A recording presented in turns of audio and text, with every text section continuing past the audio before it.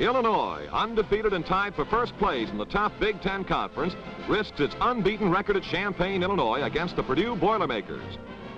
A crowd of nearly 62,000 is greeted by near-perfect football weather for this important conference clash. The Illini ignite a threat early in the first period.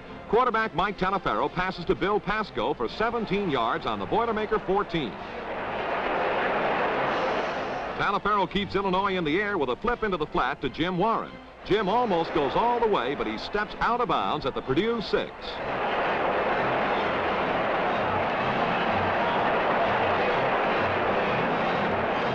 Sophomore fullback Jim Grabowski crashes over for the touchdown as Illinois takes a fast 7-0 advantage over Purdue.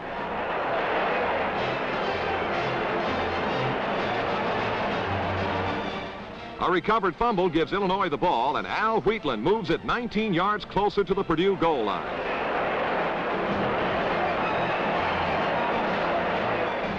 The Illini forward wall opens a big hole, and Wheatland wedges through for a first down on the Boilermaker 7. Wheatland carries again, this time into the end zone, as Illinois darts away to a quick 14-0 lead.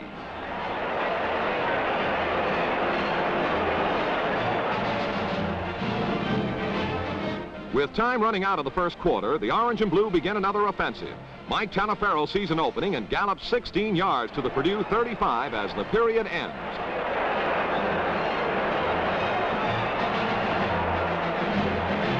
Jim Grabowski opens the second quarter with a bang. The 207-pound sophomore line blaster runs over everything on an 18-yard trip to pay dirt.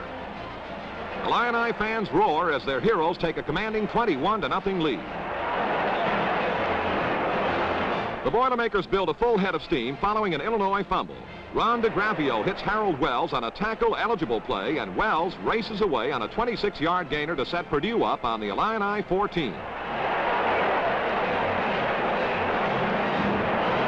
Gene Donaldson drives up the middle for 9 yards and the touchdown.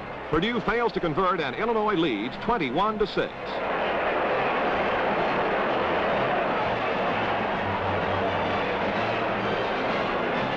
After the Boilermakers recover another Illinois fumble, Ron DeGravio is rushed hard trying to pass.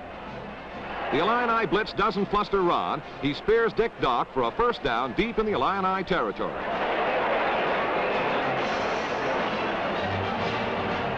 The DeGravio to Dock duo dazzles Illinois on this play. Dock dashes over for the score, and at halftime, the Illinois lead is cut 21-13.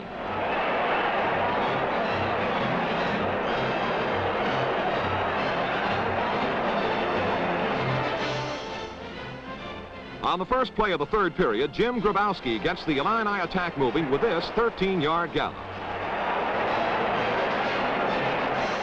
After a pass interference call puts the ball on the Purdue 38, Grabowski goes gallivanting past the Boilermakers for 21 yards.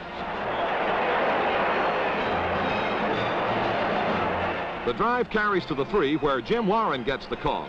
Warren just squeezes into the end zone, but it's still worth 6 points. Illinois now leads 27-13.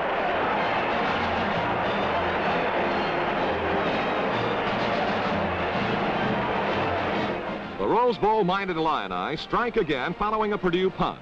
Sophomore quarterback Fred Castardo rolls out to the right, gets some good blocking, and heads down the sideline with a batch of Boilermakers in hot pursuit. Castardo collects 55 yards before he's collared on the Purdue 9. Jim Grabowski goes up and over from the 1 for his third touchdown of the game. Illinois pulls away to a big 34-13 lead after 3 periods.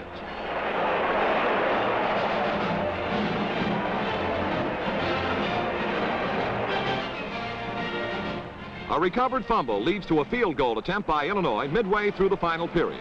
Jim Plankenhorn's kick is blocked by Harold Wells.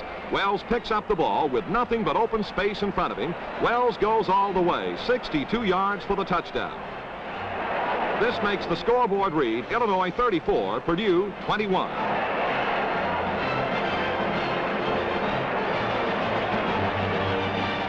Later in the period, Illinois is forced to punt. The play turns into a big 55-yard gain as Jim Morrow fumbles and Mike Gundy pounces on the loose ball for Illinois on the Purdue 2.